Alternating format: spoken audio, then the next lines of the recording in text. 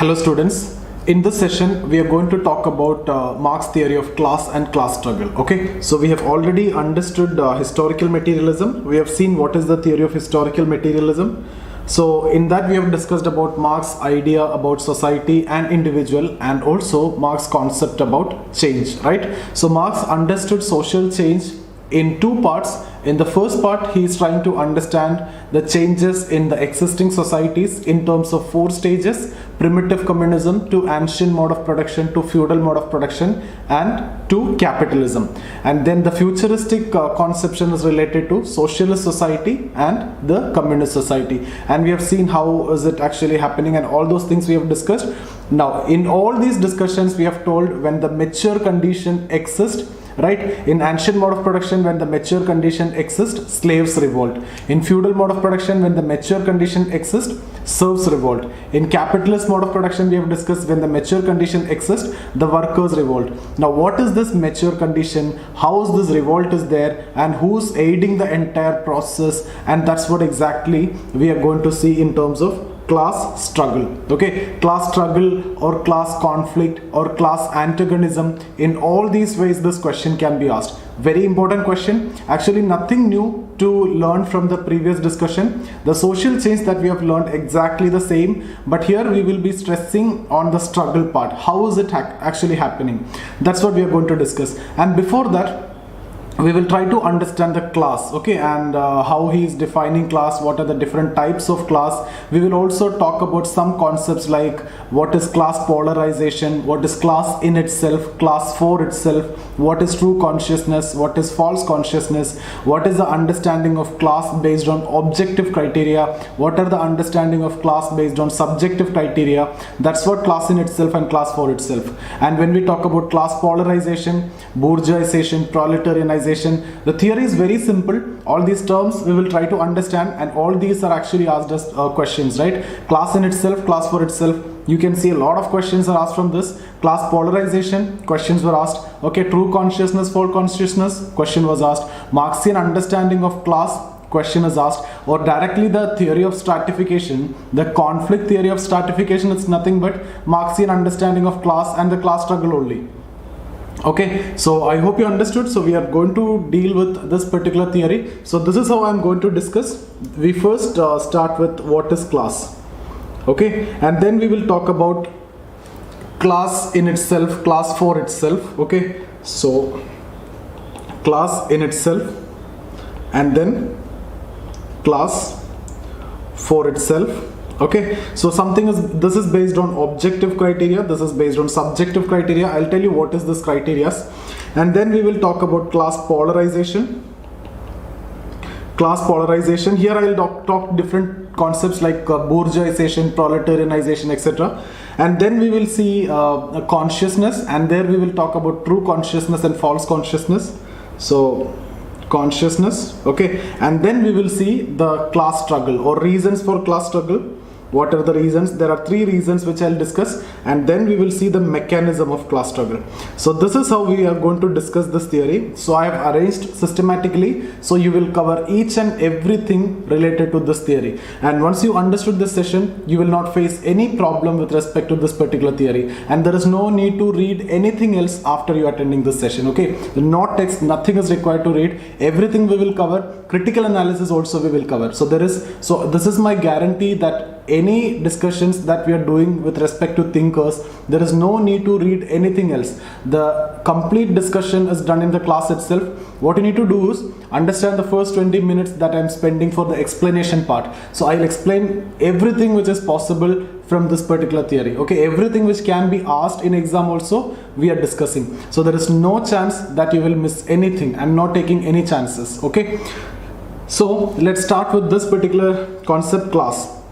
What do you mean by class? Class means the person's position in the production process, and basically you are born in class according to Marx. You cannot choose your class when you are born, right? So if you're born for an upper class father, your class belongs to the same. If you're born for a poor person, you belong to lower class. So just as you cannot choose who's to be your father, you don't have any choice with respect to your class. Men are born in classes. And what do you mean by class? Class means the person's position in the production process. So your father's position in the production process. For example, if you belong to the manager category or doctor category or clerk category or IAS officer or superintendent of police or DGP, it all depends. That's what your class, right? So your position in the production process. And we have seen Marx trying to understand everything in terms of production. So he connect everything in terms of production, classes related to the position in production process. So you are born in classes. Men are born in classes. Just as you cannot choose who's to be your father, you have no choice with respect to your class. That's the first understanding. Okay.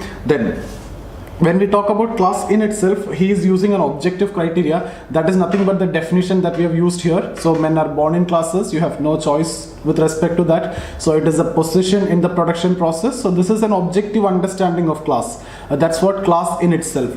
So actual definition of class, that's what we have discussed now. That's the class in itself. But over a period of time, this class, a particular class, will develop some consciousness of belonging to that particular class. For example, when we talk about workers develop consciousness in terms of the exploitation that they are facing, in terms of the less salary, in terms of bad working condition, in terms of more number of working hours. So they develop some consciousness. So when they develop some consciousness, they will try to work for the entire group, like some associations will be formed, etc. Right? So this is what, when the class which develops some consciousness and when they are ready to make some changes for the entire group, that is known as class for itself. So class in itself, which is an objective criteria, will become class for itself when there is a consciousness, when the members of the class develop certain consciousness. What are the consciousness, etc., we will be seeing. But the difference between these two is class in itself will transform to class for itself when the members of a class develop consciousness of belongingness and they want to transform the entire system. Okay, so I hope you understood, and they will work for the betterment of all. Like workers of the world unite, all these are examples. So we talked about what is class in itself, class for itself. And Marx, even though talking about a lot of classes a lot in every books, but he rarely defines it. Okay, he scarcely defined it properly, and this is the definition that you can understand, or this is a understanding that you can develop from Marxian writing. Now apart from, you see all the writings, Marx is talking about two broad classes. Broadly, he is talking about two classes, but he is also talking about intermediate classes, but generally he is talking about two classes. You talk about ancient mode of production, masters and slave. You talk about feudal mode of production, slave, serfs and lords. You talk about capitalism, capitalist and workers. So he basically talk about two classes, that is upper class and lower class, or haves and have-nots. In capitalism, proletariat and bourgeois, upper class or lower class, right? So he broadly talk about two classes. Okay, so that is haves and have-nots. So haves occupy the dominant position in society, have-nots are the subordinates, okay, or have-nots are actually subjugated by the haves. So that's his understanding. Apart from this, he is also talking about some intermediate classes. So in some textbooks like Revolution and Counter-Revolution in Germany, Class Struggle in France, he is talking about some 8-6 classes in different books. Okay, he is also referring to some classes like lumpen proletariat, okay, and petit bourgeois. Petit bourgeois means some small traders, not big capitalists, not perfect or big bourgeois, simple lumpen proletariat. And you know, petit bourgeois means the traders, lumpen proletariat means poorest of the poor. So those references also there. But ultimately what Marx says is, even though these intermediate classes are there, with time what will happen is there will be a polarization. So this is a very important concept. Let's say this is how upper class, you can see like this in this pyramid or in triangle, the upper class will be very limited. Capitalists will be in very limited in number. So this is the haves. Okay, and bottom the maximum, that's the have-nots. So these two are Marx is talking about. But Marx also says there may be some intermediate class. You can see here, these intermediate class, what will happen is with time, they will either become proletariat or the have-nots, or they will become haves, bourgeois. So two process, bourgeoisation, through that the intermediate classes will become bourgeois. So this process is known as bourgeoisation, and this process is known as proletarianization. Okay, so the whole process together, what he calls as class polarization. And this was actually asked as a question in mains. What is class polarization? Now, what is class polarization? Through the process of bourgeoisization and proletarianization, the intermediate classes will polarize to either upper class or lower class, or haves or have-nots. Okay. Now, is this really true? It's not really true, and it never come into existence. Rather, what happened? He ignored the intermediate class. He didn't give any importance. But which class is more important these days? The middle class is more important, right? The intermediate class is more important. So when you discuss about Weber, I'll tell you, this is how Weber understood the structure.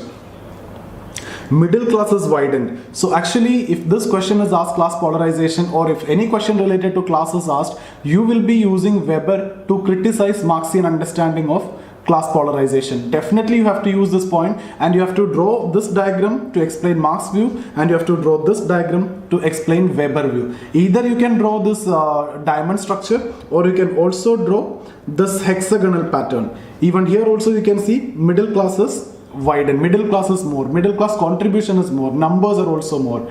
Okay, so this is the current reality, this is a current structure, or this is how Weber understood. So you can criticize Marx by saying that according to Weber, the contribution of middle class is much more than lower or upper class, and the number also is so high, so it could be better to understand in this shape. And you can draw any of this, and you will be writing a very valid and very important criticism. Okay, you cannot afford to miss this criticism so easy, and that is actually the current reality. Okay, so that's how this point we have done.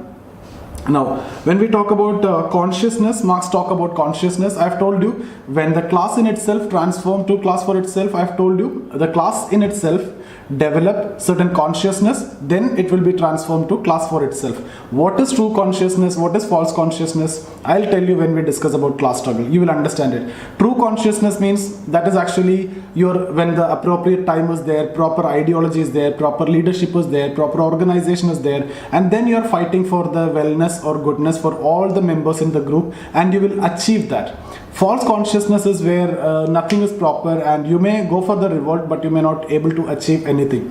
For example, when you see ancient mode of production, even though there was a consciousness, there was a revolt, but still the slaves will be becoming the serfs only. They are not able to change their condition. Similarly, when feudal mode of production, when the revolt was there, the serfs becoming workers, they are still exploited, they are not able to change their situation. So both these revolt are based on false consciousness according to Marx.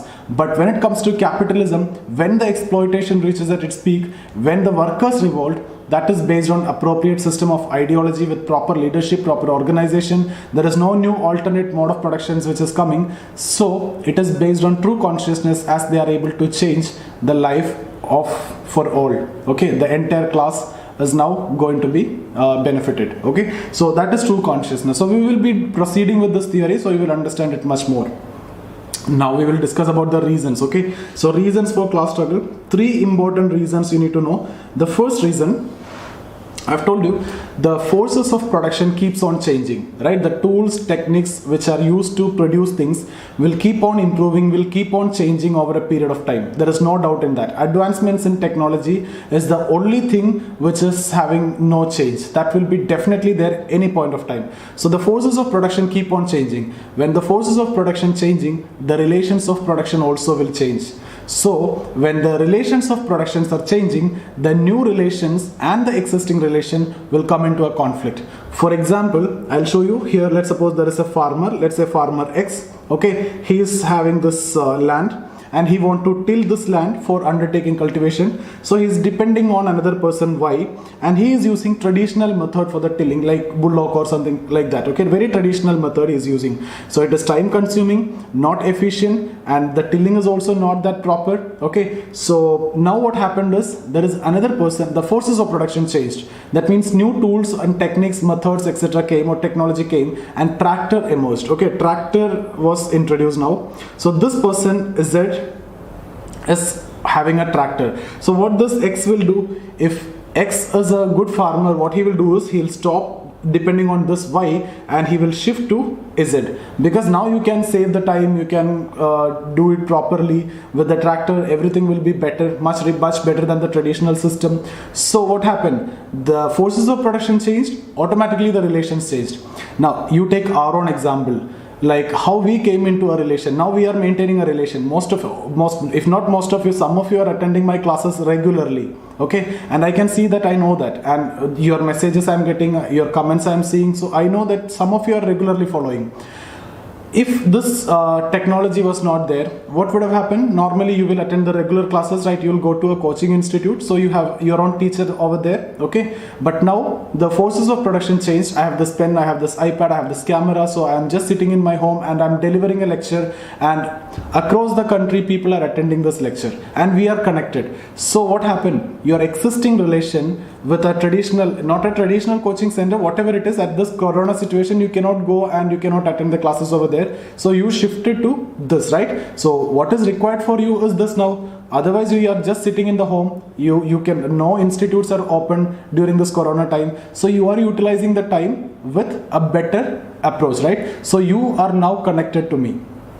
I hope you understood. So from your initial sociology teacher, now you are connected to me and you are writing the answers, you are sending it to me, and I'm evaluating, you are listening to my lectures. All these things are connected, right? So why it has happened? It is because of the changes in forces of production. So what will happen? Relations of production changed. Your relation with your other teacher changed and you are depending more on me now. I'm talking about few students, not all of you. Most of you might be attending this for the first time, but the few students who are following the classes. Okay, so you are totally depending on me. At least few of you are totally depending on me. So what happened? The relations are changed. Now, over a period of time, what will happen? The new relation and the existing relation, that will come into conflict. Now, these two will come into conflict. This people will come into conflict. That is one of the reasons for class struggle. Second reason, I hope you understood that reason. Second reason is very simple.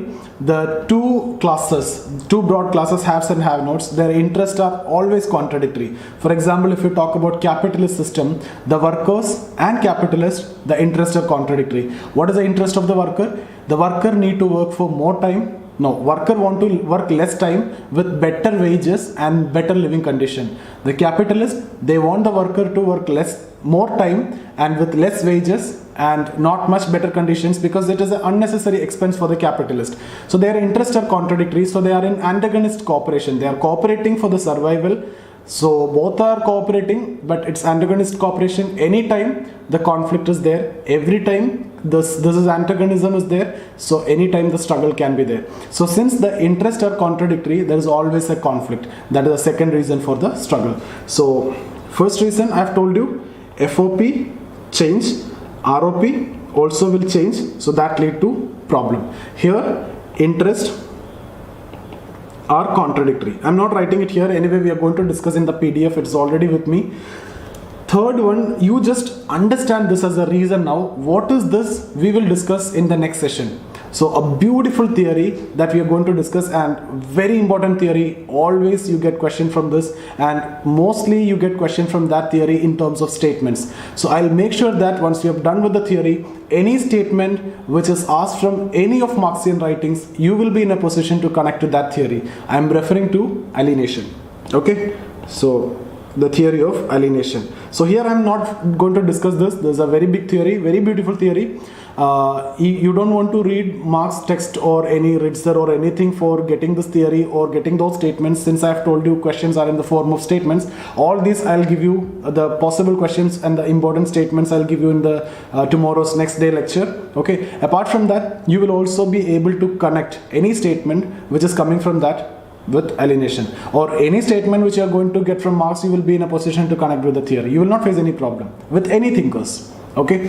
So that is the third reason. Now when we discuss about the mechanism of struggle, how is it actually happening? Ancient mode of production, if you see, there are two sections. There are masters and slaves. Okay, those are two groups. So here, after some time, settled agriculture emerged. So some masters, they are the agents of settled agriculture. So they wanted a new mode of production that is related to settled agriculture. So when the exploitation reaches at its peak, okay, by the masters and slaves, the slaves will revolt. At the same time, slaves have an option, that is settled agriculture. Okay, so there is an option also. That's what I mean by mature condition exists, and exploitation reaches at its peak, slaves revolt, this revolt is aided by this group. Actually, this emerging masters are supporting, because they also want a change in mode of production. And that's why I've told you, even though you are revolting, you are eventually satisfying the interest of the emerging class, that is the masters. And that's why the masters are becoming the lords and you are becoming the serfs. Even you are thinking that you know the process of production, you can undertake production, but still you are dependent on the lords in terms of land and protection, and for that you are paying rent. Okay, we have discussed all these things in the previous session. So here I am saying this is how the process of class struggle happening when the mature condition exists, and that means when the exploitation reaches at its peak and there is an alternate mode of production also available. So the slaves revolt, which is aided by the emerging class, and this revolt is based on false consciousness. Why? They are not able to change their condition, they are only satisfying the interest of the few, that is the few masters. Okay, and they become lords and the slaves become serfs, and the exploitation will continue. So it's a false consciousness. What will happen in feudal mode of production? Exactly the same you can draw.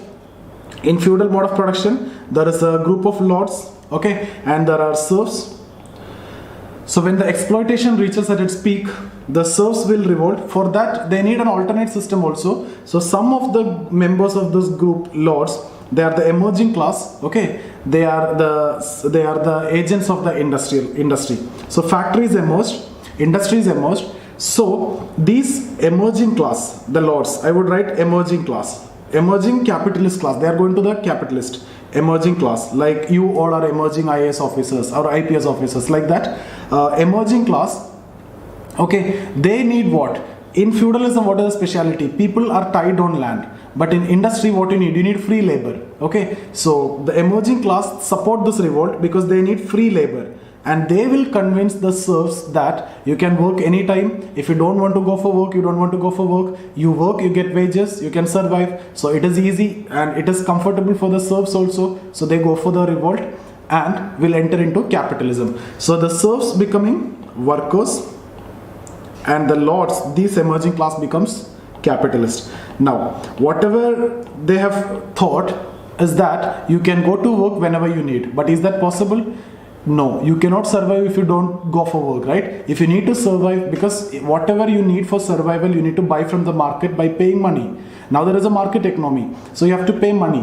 And how to get money? You have to go for work. So work is not a choice. You have to go. Even though you thought that it was a choice, but it's not a choice anymore. If you need to survive, you have to go for work. You will get exploited. You have to work for more time. You have to get less wages. You have to work in inhuman condition. All these are there.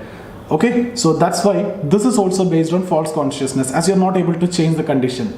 Now in capitalism, when the exploitation reaches at its peak and there is no new alternate mode of productions which are emerging, appropriate system of ideas are there, organization is there, leadership is there, workers unite, and then they revolt against capitalist, and then they capture everything, and that is based on true consciousness, as they are able to change the condition or the situation. So that's how the class struggle. So the class struggle repeat first as tragedy, then as farce. So you can see a tragedy in ancient mode of production, and even more in feudal mode of production, and even more in capitalism. So the class struggle as acting as a tragedy, history repeat itself first as tragedy and then as farce. Okay, so class struggle is actually the reason for social change. So if you get a question from the 10th chapter, social change, related to Marx, theory of social change according to Marx, it is the same. It is a class struggle. Class struggle is the fundamental condition for social change. Class struggle act as the motor of society or social change. Okay, so I hope you understood the discussion. Now what we are going to do is we are going to discuss the PDF. With that we will complete. Whatever doubt is there, we will take up line by line and I'll explain. Okay, so we will first try to understand class. Okay, so understanding of class occupies a central place in Marx's systemic view of society. Man enters into relation with others for the satisfaction of needs through production. Okay, so production is very important. These relations place individuals in different positions, creating abstract strata-like formations. These stratas are termed as classes. This is what we have discussed in the chapter of stratification. According to Marx, men are born in societies where these relations have already been determined. That is, by birth, men are born in classes. He states, just as a man cannot choose who is to be his father, he have no choice as to his class. You cannot choose your class, you're born in class. Marx frequently uses the term class, but he defines it scarcely. In his later works, particularly Das Kapital, he defines class as a group of people who sharing the same position in the production process. This is not delineation, this is definition. Definition is based on an objective criteria pertaining to a person's position in the broad property relation. Marx terms this class as class in itself, objective criteria. So this is marked objective criteria, class in itself. In his other writings, Marx also uses a subjective criteria to define class. He frequently refers to class for itself for the class which develop some consciousness. The members of a particular class will develop a consciousness of belonging to same class. Class 4 itself comes into existence. Because, for example, workers of the world unite, etc. We have discussed this already. I am not getting into that again. Okay. Now, the types of class, Marx broadly defines two types of classes in every society, that is haves and have-nots. Haves occupy dominant position in terms of power, status, and economic resources, whereas have-nots are subordinates. For example, in an ancient society, masters are haves and slaves are have-nots. In feudal society, landlords are haves and serfs are have-nots. In capitalist society, capitalists are haves and the workers are the have-nots. Okay. Apart from this, in his other books like Revolution and Counter-Revolution in Germany and Class Struggle in France, he also mentions some intermediate classes also. For example, he talks of 8 classes in the former and 6 classes in the latter. Similarly, there are references to other classes like petty bourgeois, lumpen proletariat, etc. Petty bourgeois means some traders, small capitalist. Lumpen proletariat means the poorest of the poor. In spite of all these variations, Marx is of the opinion that with time, all these intermediate classes will be absorbed into two poles, that is haves and have-nots, through a process of class polarization. So you can show something like this. This is bourgeoisization and this is proletarianization. So actually this you can write here, this you can write here. And the entire process is known as class polarization.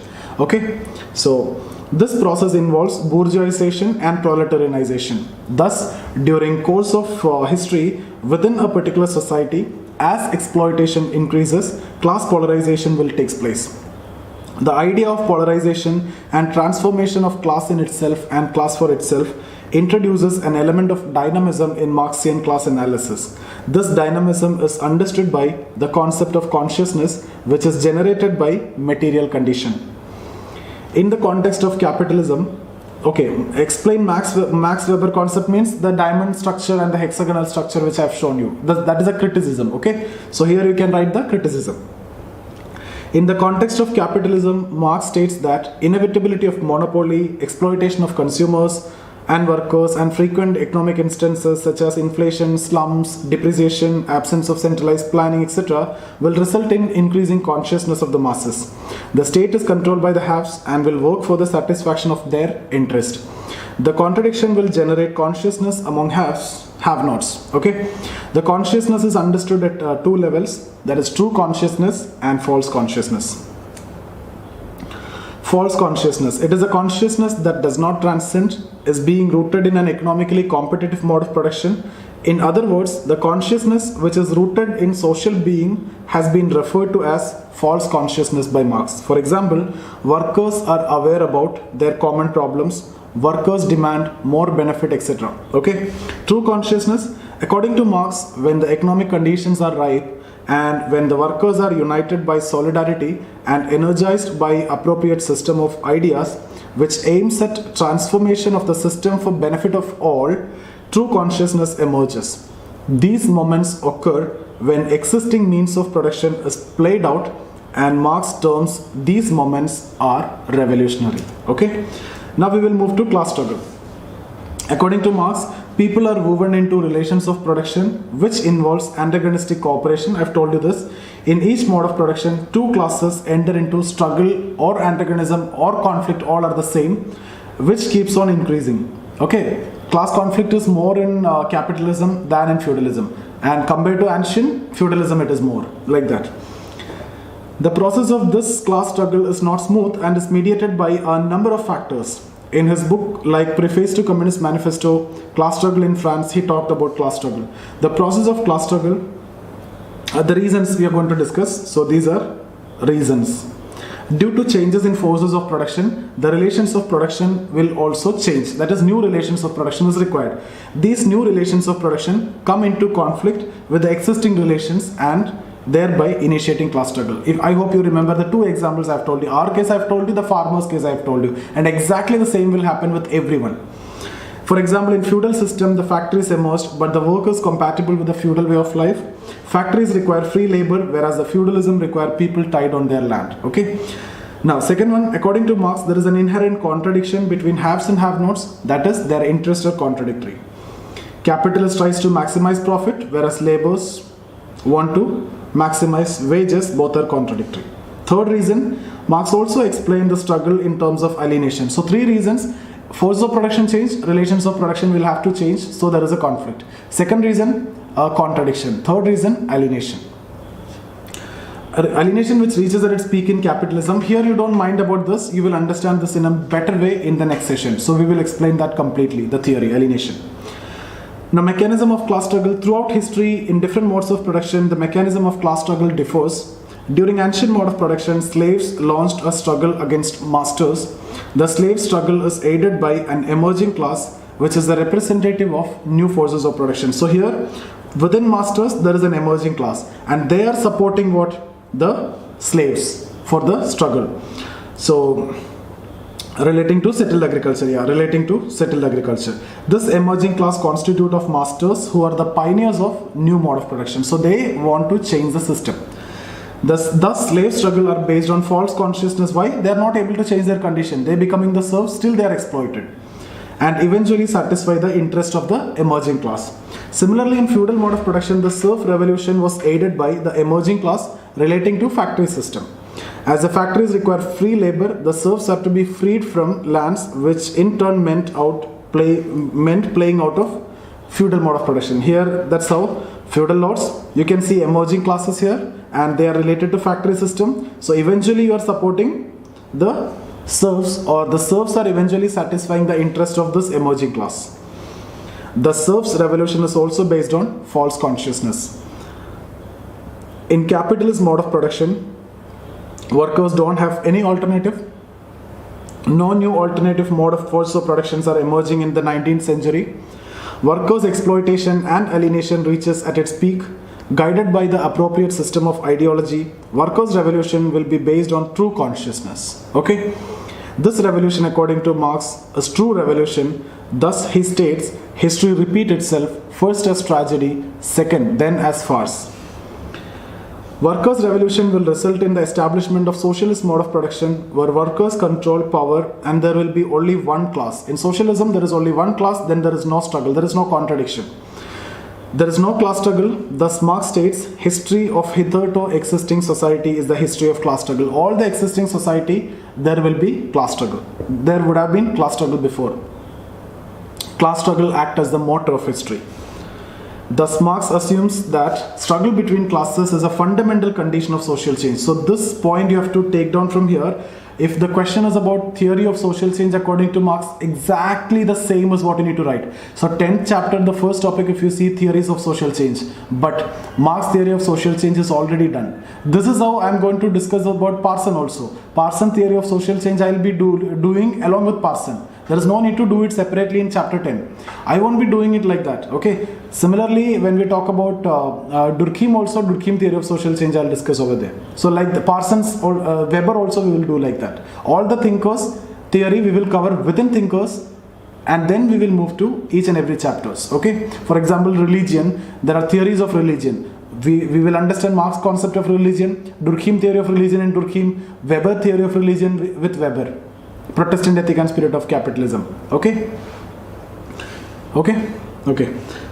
So the struggle aims at resolving the contradiction present in society. We have discussed it. While talking of change, Marx differentiate between gradual quantitative changes and sudden qualitative changes. So gradual quantitative change means within the mode of production, the forces of production changing, right? That is a quantitative changes. With that, some conflict will be there within that. Qualitative change means entire mode of production is changing. Quantitative, within mode of production, some changes. Qualitative, entire mode of production. So I would put it in this way: quantitative, change in mode of production; qualitative, change of mode of production. Entire production process will change. The class struggle keeps on increasing within a particular mode of production due to gradual quantitative changes like increase in exploitation, force of production, tools, techniques, advancements in technologies, etc. That is gradual quantitative change. Change in mode of production. The sudden qualitative change occurs because of revolution, which is a culmination of class struggle. Okay, revolution only occurs when mature conditions are present. So every word you need to write: when the mature conditions are present, slaves revolt; when the mature conditions are present, the serfs revolt; when the mature conditions are present, the workers revolt. Okay, so when the mature condition exists, then only the revolution will takes place. These mature conditions constitute a situation such that men now realize that how productive forces rob them of self-determination and freedom. The revolution is possible only if there is an appropriate network of communication between workers and leaders, critical mass of workers having true consciousness, clear perception about common enemy, appropriate organization and ideology. In other texts, Marx also takes into consideration the geographical and cultural condition playing important role in revolution. Not only economic, but cultural and geographical role is also there, but that's not significant. Okay, what is significant for us? What we have discussed is more important. Economic condition is more important for Marx. So here qualitative change means change of entire mode of production. Quantitative change means change in mode of production. So I hope you understood. We have discussed about class. Definition: person's position in the production process. Class in itself, objective criteria. Class for itself, subjective criteria. We have talked about class polarization, bourgeoisization, proletarianization. We have talked about true consciousness, false consciousness. We have discussed the reason for class struggle. 3 reasons: force of production change, relations of production will have to change, that will come into conflict. Second reason, the contradiction between two classes. Third reason, alienation. Then how it operates, we have discussed. We have talked about quantitative and qualitative also. Change in mode of production, quantitative. Change of mode of production, qualitative. Entire mode of production changes. So I hope you understood. If you have any doubt, you can get in touch with me. If you want to write test series, or if you want the regular classes, live classes, online classes, or if you only want to write the test series of sociology, if you need mentorship or guidance related to sociology and general studies, you can get in touch with me. That's my Instagram ID. Okay, so Zia Safir, or you can join this Telegram channel. All my videos, economy is there, GS all videos are there, economy is there, history is there, ethics you can get. Okay, so quantitative aptitude is there for CSAT.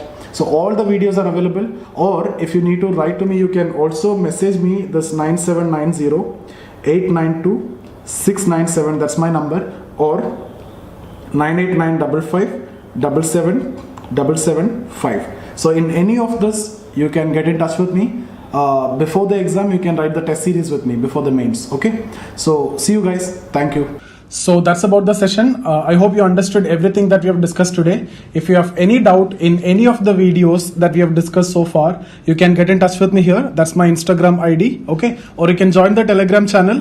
You will get all my videos over there. Everything is there. Or you can see here, this is a Telegram channel, or this is the Instagram ID. These two are my Facebook page. You can get in touch with me in any of this. If you want to learn economy with me, or history with me, or general studies, any subjects, you can, if you need regular classes, you can get in touch with me. Or the online classes are available with Study IQ. You will get all those classes. Still, you will get my YouTube videos in this Telegram channel. Okay, so I hope you understood everything that we have discussed. So see you guys. Thank you.